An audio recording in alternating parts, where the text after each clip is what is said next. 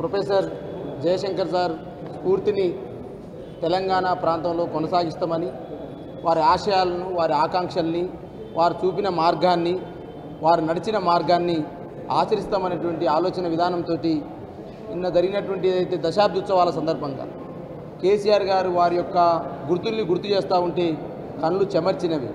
వాస్తవానికి ఏ వ్యక్తి అయినా ఒక అంశం పట్ల కొట్లాడేటప్పుడు ఒక అంశాన్ని ముందు తీసుకుపోయేటప్పుడు అప్పుడప్పుడు రాజీ పడతాడు.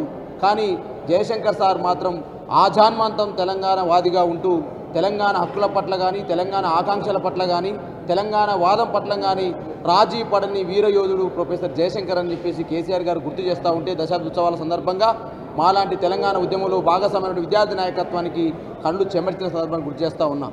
మరి ఈరోజు తెలంగాణ ప్రాంతంలో జయశంకర్ సార్ స్ఫూర్తిని కొనసాగించకుండా మరి గతంలో కాళోజీ గారు ఇచ్చినట్టు ప్రాంతం వాడిని దోపిడీ చేస్తే ప్రాంతంలోనే పాతి పెడతాం, ప్రాంతేతరుడు దోపిడీ చేస్తే ప్రాంతం దాకా తరిమి కొడతామనేటువంటి ఆలోచన ఏదైతే ఉందో మరి అలా తెలంగాణ ప్రాంతంలో వచ్చినటువంటి కొత్త ప్రభుత్వం అనేక అంశాల పట్ల మరి కాకతీయ కళాతోరణం మార్పు విషయంలో కావచ్చు, అదేవిధంగా భవనాల పేర్ల మార్పు విషయంలో కావచ్చు, డాక్టర్ బాబాసాహెబ్ అంబేద్కర్కు నివాళులర్పించే విషయంలో కావచ్చు వివక్ష చూస్తూ ఉంది. కాబట్టి మరి వీరు ఎవరి ఆలోచన విధానంతో పనిచేస్తూ ఉన్నారు, ఏ నాయకుడు ఆలోచనతో పనిచేస్తూ ఉన్నారో తెలంగాణ ప్రజలు గమనించాలి.